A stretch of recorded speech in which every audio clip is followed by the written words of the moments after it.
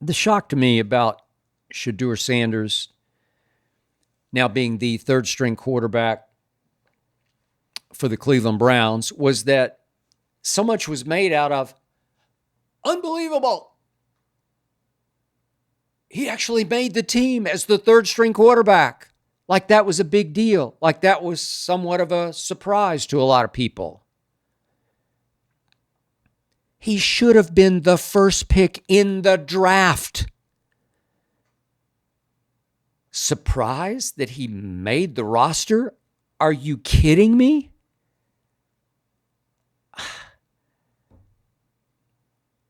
Obviously, the NFL tried to teach him and his father a lesson. You don't act like that. You don't talk like that before a draft. We'll show you how our game is played. We will watch you plummet all the way. I think he would have gone undrafted except for that owner in Cleveland.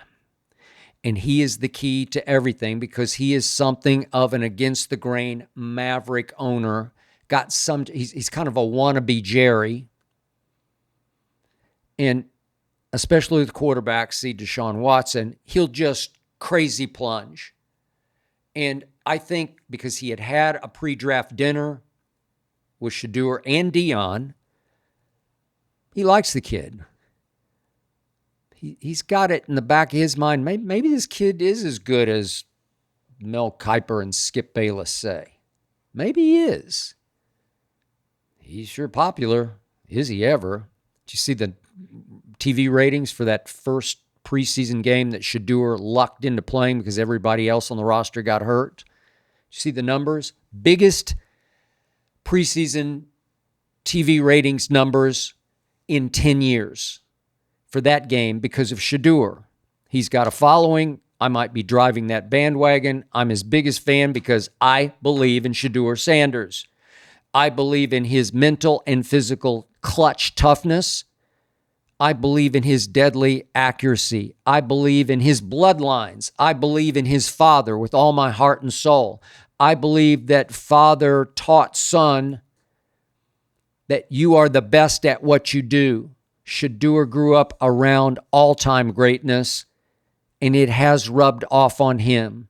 Sometimes to a fault, he gets a little too full of himself, but he believes with all his heart and soul that he is destined for greatness. You can't teach that. You can't coach that. You can't buy that. He fell into Cleveland's lap because Jimmy Haslam wanted a publicity splash. It was mostly a publicity stunt to say, oh, he's fallen all the way here. Yeah, I know we took Dylan Gabriel because Jimmy Haslam, the owner, had nothing to do with Dylan Gabriel. That was Andrew Berry, the GM. That was the head coach, Kevin Stefanski. They love Dylan Gabriel, and that's going to be Shedeur's ongoing problem in Cleveland. They love him. They took him 50 slots higher in the third round than they took Shedeur in the fifth round at 144 overall. 144th. Shameful. Disgusting. Despicable. 144th. But my point is that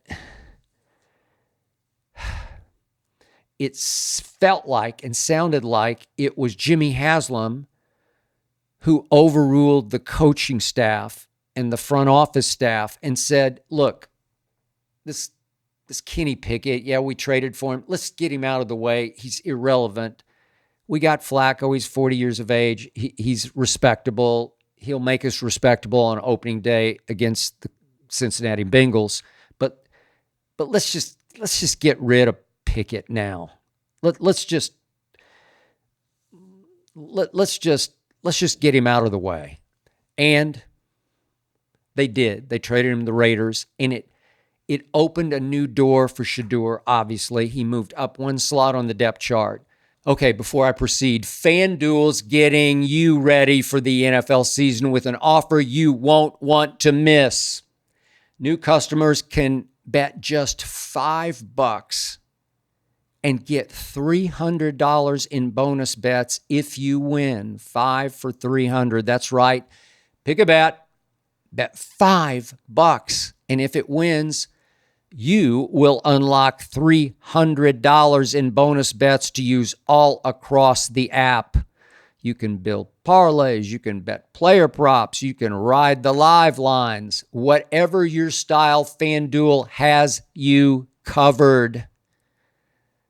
The NFL season is upon us. The only question is, are you ready to play? If you are, why don't you visit FanDuel.com/skip right here, right now. That's FanDuel.com/skip, my first name, SKIP, to download the FanDuel app today and get you started. The beauty of it is, I was afraid he would get no reps and no run the rest of the year. And now at least I think he will get all of the snaps when he runs the scout team on, teams do it differently, probably Wednesday. He'll probably get all the scout team snaps against the first team defense. That will be gold for Shedeur. He obviously needs that, but that will continue to give him the opportunity to rise and shine, at least behind closed doors in practice, for a coaching staff that never wanted him in the first place, for a front office staff that still doesn't want him in the first place. So that's a plus. And then obviously going into next year could be a plus, because training camp next year could be an open competition between Dillon Gabriel and Shedeur Sanders. But maybe by next year, if this year goes the way I think it will, Browns having the worst odds to reach the Super Bowl in the NFL, so hence, translation, worst team in the NFL. I kind of like some of their talent, but they're going to have a hard time. Joe Flacco will have a hard time. I just hope they don't somehow get off to a big, hot, crazy, unexpected start with a big opening day upset of Joe Burrow and company. I like the Bengals a lot.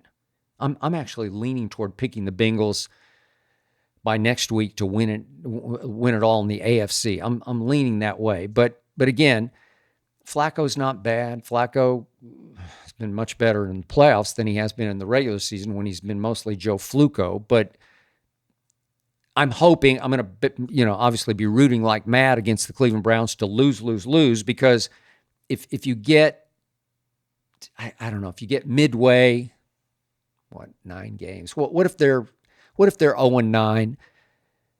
Haslam's going to say, just play the kids. And just because he went in the third round, Dillon Gabriel will get the first shot, and maybe Shedeur would get a shot down the line in the last 2-3 games. I don't know. To play some real football with real first-team players. I'm telling you, if you give this kid a shot, he will shine. Shedeur Sanders is better than Dillon Gabriel. And I like Dillon Gabriel, and I watched him very closely for 2 years when he played for the school. I grew up loving the University of Oklahoma. I watched every snap. I know what he is. He's a little better than Tua, and that's saying a lot. But he is not better than Shedeur Sanders. He doesn't have it. He's a little bit of an undersized overachiever, and he will play with all of his heart and all of his guts, and he will battle. As he said, I'm a competitor. He is. He can move around a little bit. He's got a nice arm, but he doesn't have Shedeur's arm. I know people rip Shedeur's arm, and I don't get it, because Shedeur's got a Brady-esque arm. When he needs the velocity, it's there. When he needs the deep ball, he can throw it just as far as anybody else can. When it's time to make the clutch 3rd and 8 throw, he can make it. Can Shedeur Sanders? Obviously, I'm rooting like mad for him. And I think his only hope right now is that Jimmy Haslam loves publicity. He loves to make a splash, and he knows deep down that the biggest splash he could make this year, and especially next year, is with Shedeur Sanders. If they fall to that 0-9 range, I'm just hoping, and this sounds ugly, but I'm just not a Stefanski fan. I hope that there's some house cleaning in Cleveland. I hope that Shedeur gets to start next year with a new coaching staff, maybe even a new front office, that would be more open-minded to how great he can be.